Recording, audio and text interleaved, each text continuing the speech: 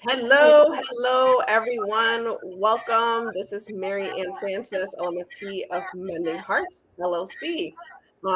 Thank you, everybody, for joining us here today. It is January 19th, the first live of 2023, and I am super excited.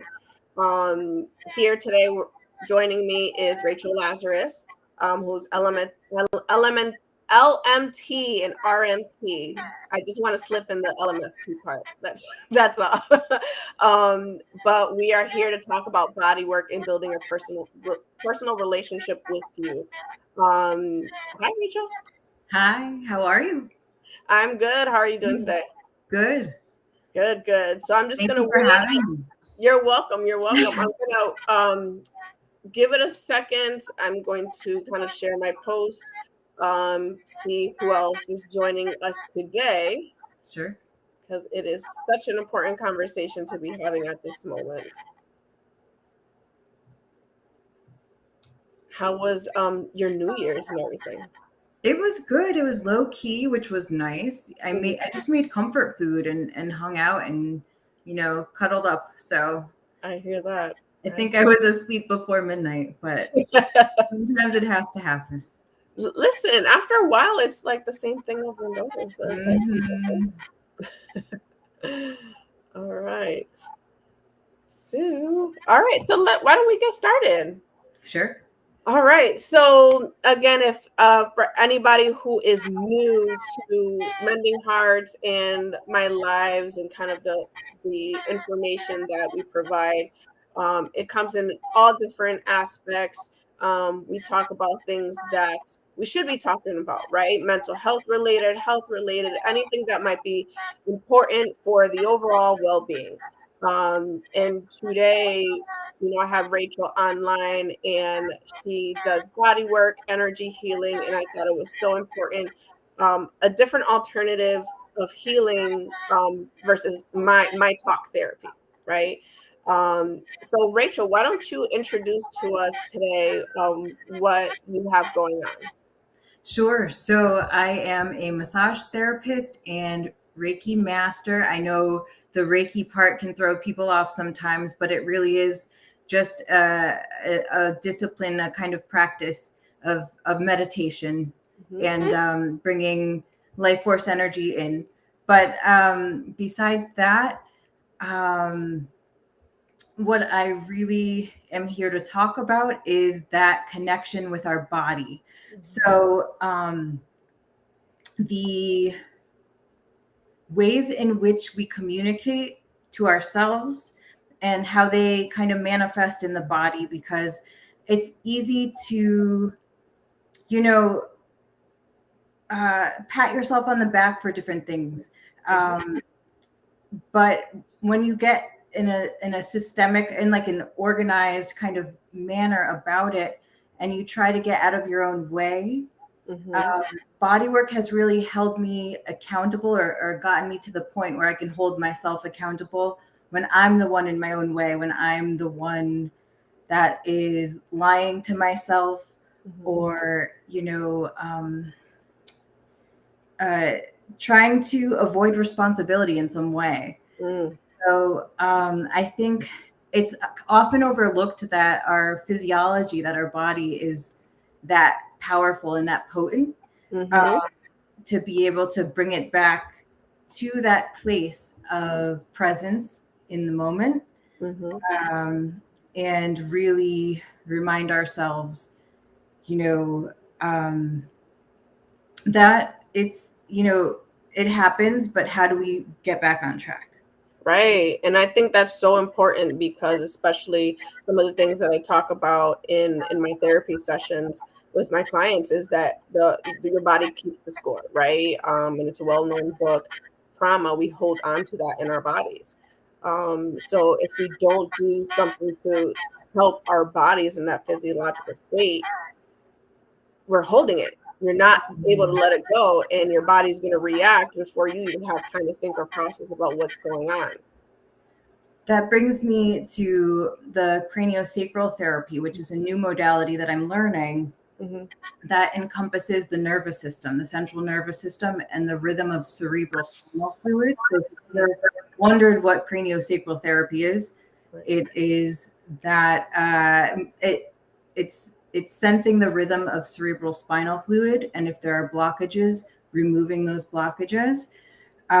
So I think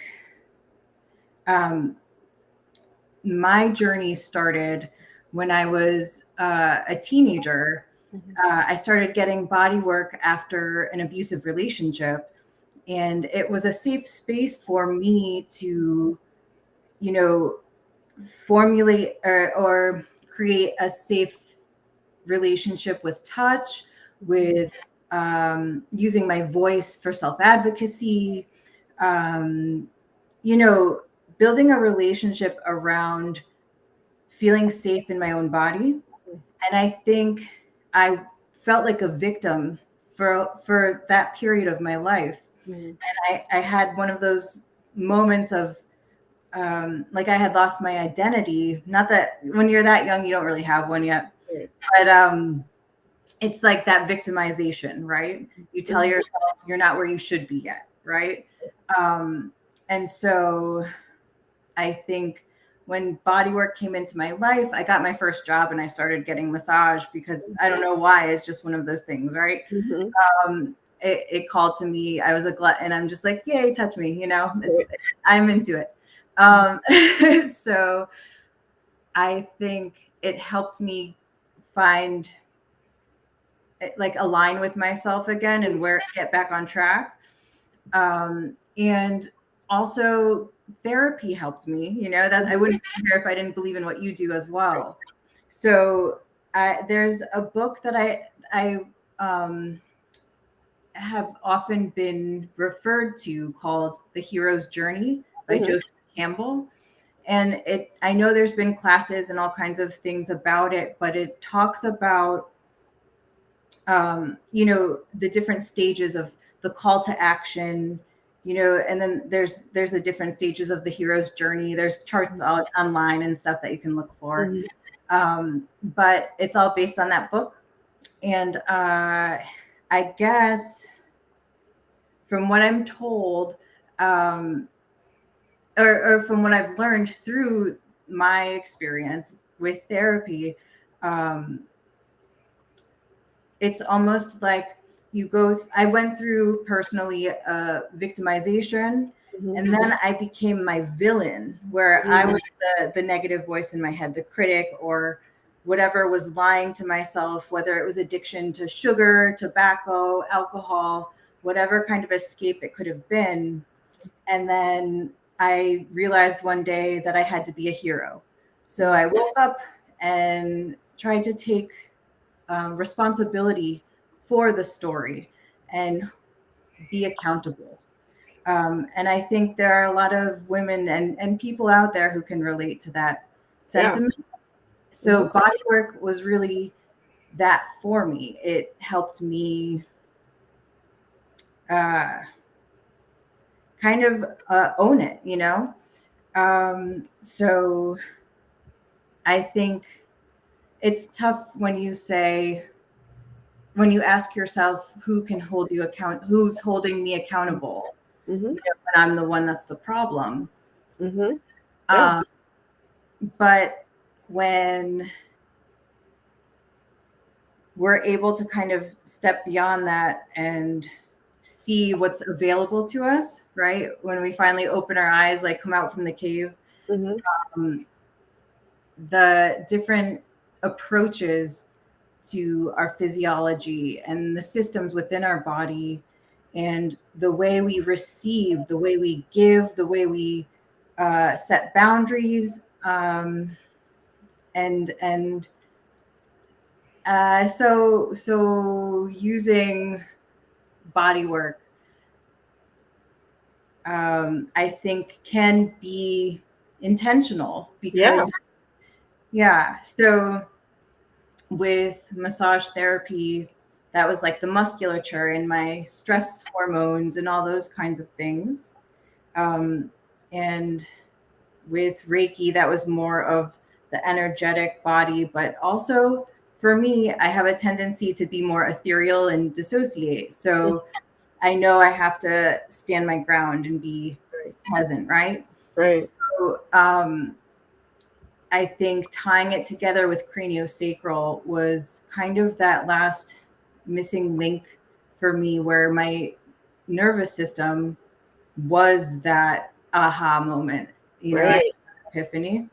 So I am excited for what's next, because I feel like I finally overcome the story by Mhm. using Bodywork.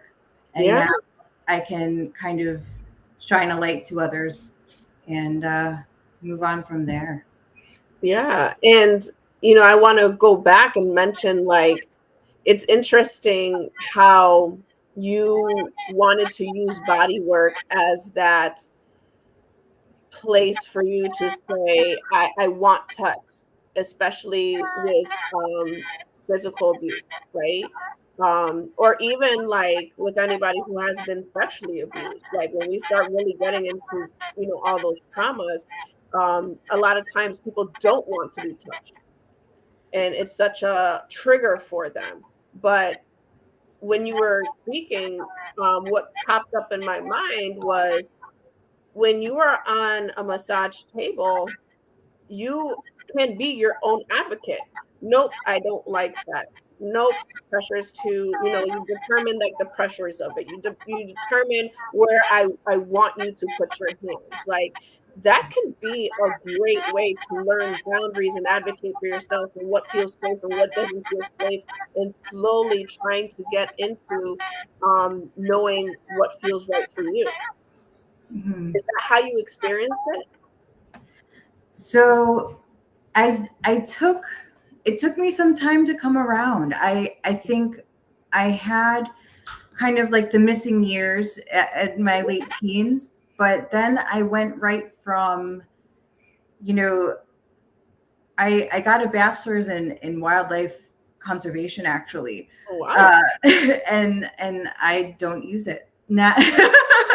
So I ended up going to massage school in my early 20s, and that's what spoke to me. It had all the components from art, the more artistic healing side, and then to the scientific side, so that you can kind of shape what you cater to, what calls to you. Mhm. And it was a good match. So luckily I found it, and I do feel it to be a calling in that way. So for me, I guess I can only speak for from my Mhm. experience, but I also have seen how it affects other people. And there's something called an emotional release when you're on the table, when your body talks and releases certain memories, right? Mhm. As you spoke of before, the body holds memory. So when you're able to work in that therapeutic relationship with a practitioner and a client, there is that kind of reflection, and there is that kind of space to honor each other and what you're there to do. Yeah. So if you find a therapist that you align with, that really you think you can do the hard work with, if you've been through those type of experiences, all the power to you. So, Right. Yeah, yeah. So I'm gonna give you a plug real quick.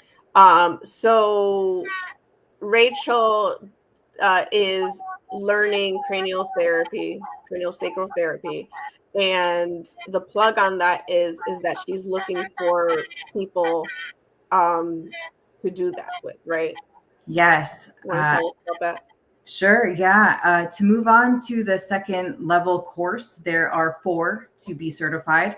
I need a certain number of bodies that my hands have been on, in order to, get the experience and the technique down. So I am working on a sliding scale right now out of a new massage and wellness in Granby, and I am taking craniosacral volunteers pretty much if they're willing to try it. So come on in, give me a call. Yes, yes. And at the end, I already have somebody said they'll volunteer. At the end, what Rachel will do is on the comments, she will put her information so that way you guys can reach out and connect. I personally went in. Um, it was great. I fell asleep on the table. I fell asleep. It felt great to me. Whatever, whatever it had going on with my body, but it was a nice little nap that I had. So go in. It helps Rachel out as well as there is like that again that energy and that connection. Like it helps in some way. Oh, it almost reminds me of like when I do Reiki with people as well. Is like that energy field and the frequencies um your body, like you can't pinpoint what happens to your body, but you know something happened. Yeah. It's I had it done in the past, and until I started studying it, I had that, like I said, it was an aha moment, because I'm like, that's what they were doing. No wonder, but it finally clicked for me that the nervous system has the ability to kind of, well, it needs time to relax too and reset, just like the rest of us. So, and that's kind of approaching the body from this base level. So, if you can release things from the central nervous system, you're basically affecting your whole body. So, well, that's one school of thought, I should say. Right. Right. Um, yeah. So it's pretty cool work. Yeah, I've been doing it yes. before.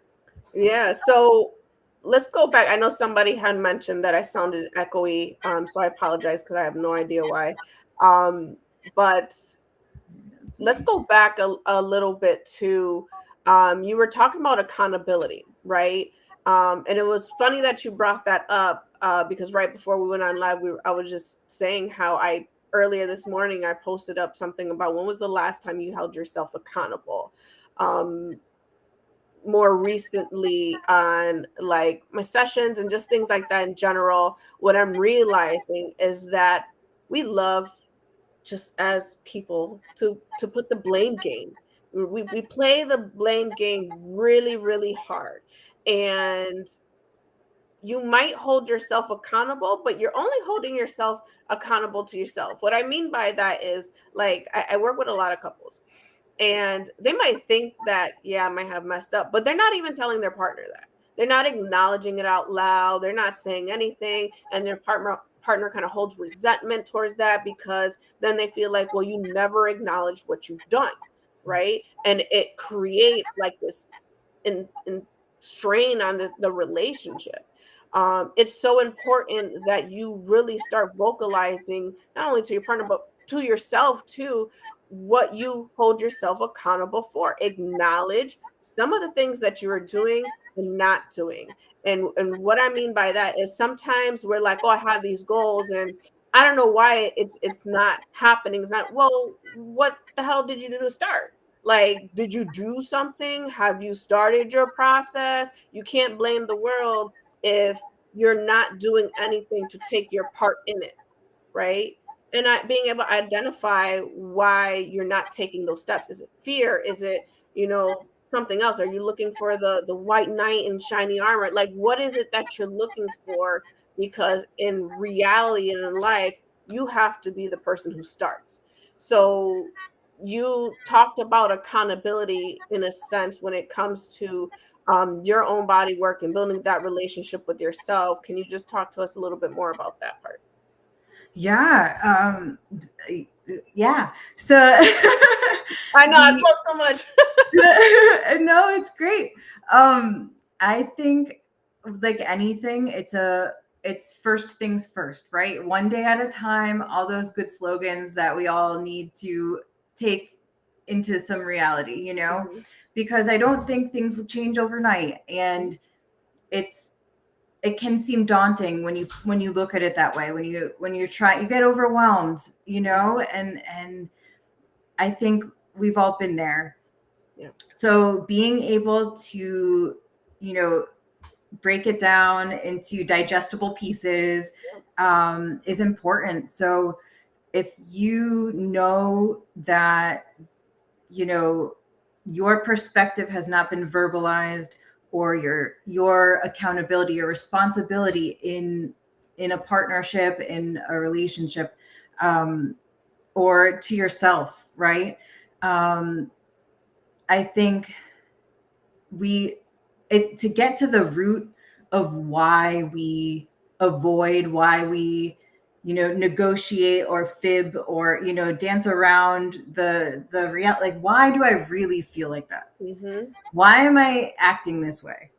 You know? So I think, because, I mean, the modalities that I know are massage, and that mean that's kind of a broad thing. Mm-hmm. Acupressure, you know, there's myofascial work, there's deep tissue, Swedish relaxation. So there's different approaches to the body tissue at different layers, right? And then when you work with the energetic body, that's more uh, intuitive. Mm-hmm. And then when you're working with the nervous system, that's a different level. Mm-hmm. So, you know, and there's lymphatic, you know, there's uh, acupuncture, which is a different style of energy work. You know, it's all cut from the same cloth when eventually. Mm-hmm. But so when you're able to take your body, for example, right, and put it in digestible pieces. So when I received this kind of work, my body responded this way, or my mind, or my emotions, something, you know, I had this type of response. When I had this different type of work, this is how I responded. So it's one of, it's very subjective, it's very personal. um, I think it's an honor to do this kind of work. I mean, I'm sure you can relate. Mm-hmm. So it's very sacred. So um, guiding people, being a support for people, or just even, you know, holding space for them to lean on you for, even if it's a few weeks, you know, Right. a couple, 2, 3 sessions, and then they move on. Right. I think it's a great feeling to serve this way. Yeah. So you know, bodywork uh, is how I roll, you know. Yeah. But And we need that, and we definitely need that. Again, especially when someone who understands that process and how, again, like we hold certain things in our body. Um, it's so important for us to take that accountability and say, okay, what might I need for me? One of my things that I've been doing the past couple months is actually going and working out, right? I am not an avid gym member at all. I used to be that type that is like 2 months I go hard and heavy, and then I realized with my body years ago that it just took 2 months for me to to for my belly to go down. I only really focus on my belly. For me, that's all I need. And then I just eat like crazy, you know, and then it gets back to that cycle again. Okay, give me another 2 months. Late 30s, my body doesn't work that way anymore. Doesn't work that way anymore. So I've been having to hold myself accountable, right, for my own health and the way I want to see myself. That I appreciate my body for what it is now, and I'm learning that as I age, things are different, and therefore I have to do different. And my belly can't shrink if I'm not holding myself accountable for me actually doing something about it. And most of the times we'll complain that something is not getting done, but again, it's like we're not taking the steps to do that. So um I'm not a resolution person. I started the gym before that. I noticed, like, January 1st, the gym was swarming, as we do. But the reality is that you have to take hold yourself accountable for these things when it comes to the energies and the actual like different massages, that type of body work is concerned, you have to also take that into account because there are different, you were talking about different levels and tissues and things like that. That is all there. And it's important to be able to work through that type of body work itself, because you are a whole person. Just like, I talk about often, we go to the doctors, you go see your PCP, but you should be seeing a therapist just as well. Check in every 6 months. You should be going to do body work and energy work, maybe, every so often too. Like, it's your whole self. And yeah, I think to speak to that, back to the hero thing, when, you decide that you're making the choice, or how do you get to a place where you can actually get a handle on making a choice? And that takes community, and I think, I'm grateful you have me on, because I think it's such an important thing to have that self-care network. And I made it a lifestyle, I didn't do that for nothing. I Right. think, yeah, I think it's a wonderful thing to realize the different that, being human is, it takes it it it's a lot of different hats. It's a lot of Mhm. different, um, with our lifestyle, and how we have, we're supposed to do versus who we are, versus, Mhm. how we think to ourselves versus how we think toward our bodies. Mhm. Or, I know I'm a different person to my body than I am to my like heart. I Mhm. know when I'm having one-on-ones, like, Rachel, come on, get a grip. I'm not Mhm. talking to my body half the time. Mhm. I'm over there eating, a sleeve of Oreos. Right. So, not, that I have in the past, but I'm working on that actually. Mhm. So, that negotiator, that Right. the villain to me is that voice that creeps in and tells me, well, just one more, just one more Mhm. cookie, just, whatever it may be. So I think finding what works for you, like keeping your eyes on your own plate, making Mhm. sure that you're really paying attention to what works for you is one of the most important parts of this. Yeah. Um, Being kind to yourself, like, knowing that it's like you said before, it's not going to be overnight. So when you take those steps, you keep your eyes on your own plate, like, you start realizing, okay, this is my journey, this is the way that it's working and functioning for me. And if it becomes too overwhelming, kind of taking a step back and reflecting on that to identify, okay, what is changing here, what is going on. And know that sometimes there is a stuck point, right? There starts to be this shift and the stuck point. um that doesn't mean give up, that just means, again, like, take a step back, really kind of reflect, analyze what's going on at the moment, and do your work, keep focused on it. yeah. Um, Yeah, I mean, how do you be perfect, right? It's that image of perfection we all Mhm. kind of hold, or, comparison, that's a tough Mhm. one. So going back to, you know, digestible pieces, Mhm. what can we do today? How do I feel today? Like, and where can I go from here? Right. Be realistic. And I think that's one of the most valuable things to do is make sure, if you start to think unrealistically, then right away, Mhm. so like, almost like that, a mantra, right? Or something Mhm. like that. Yeah, yeah. So definitely be kind to yourself. So Rachel, are there any like last tips or kind of reminders that we want to emphasize when it comes to body work and building that personal relationship with yourself?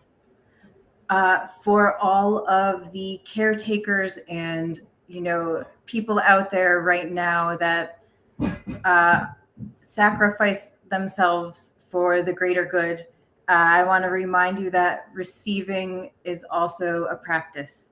So make sure that you are open, or at least have a channel to receive, and maybe even, um, where can you start from here? What's today doing? How can I take responsibility or be accountable today? I like that. I like that. I think that message is so important, not only for caretakers, but as well as that last part today, right? Because sometimes we overthink things. Just today, how can I hold myself accountable today? Um, and be nice to yourself. You know what I mean? Like we all have a lot of stuff going on all the time. Just be nice to yourself. Do things in steps. Um, kind of work your way through it. Check in with yourself, and be open to different modalities that are are here and that are available for people to do, not only again therapy but body work, energy work. There's so many different ways of healing and growing. you know Try something, because you never know what different path might be a path for you in your healing and in your growth. So use them. I Um, had a client come in recently and say, "You're going to laugh." What do you need to tell me? She goes, "I'm taking belly dancing classes." I was like, "Yeah." yes, yes. Listen, movement is a thing. Body movement is a thing. It keeps you going. So there are so many different forms. Um, and to some people, like there's some people in your support team or your tribe that may not get it, and they may find it outlandish or whatever it is. If you feel like it might work for you or you want to give it a try, just give it a try. I don't know how many things that I do and I try to introduce in my day workshops for women that are completely different than what maybe I would even normally do, and definitely like my tribe. Like we don't do a lot of things, so it's like when you start doing different things, you start realizing there's a lot of stuff out there. You just got to be willing to take that step to just try it. Good. All right, Rachel, how can they connect and reach out to you? And where can they find you on social media? So I'm on Instagram at Rachel J Lazarus underscore LMT. I will email and telephone at the moment. Uh, as I said to you earlier, I'm incubating. I am just getting through my story and trying to find what's next in order to shed light for others, and lift the people around me. So I am kind of in winter mode, which is appropriate. Mhm. Mhm. So I have to remind myself I'm exactly where I should be. Right. Uh, but yeah, so I'll leave in the comments my contact information if you're interested in the sliding scale cranio sessions. It's an hour long. You wear comfy clothes. Mhm. Um, you know, uh, it's by donation, so I would be appreciative. I have about 30 more bodies to go. Mhm. So Nice. Now, so there it is, everyone. My name is Marianne Francis, LMFT. I am the owner of Mending Hearts LLC. And I thank you all for joining us here today live. Rachel, thank you again for coming on and sharing your story, as thank you well for having as me. having us a conversation about this journey. All right, guys, enjoy. Have a great day, and we'll see y'all soon.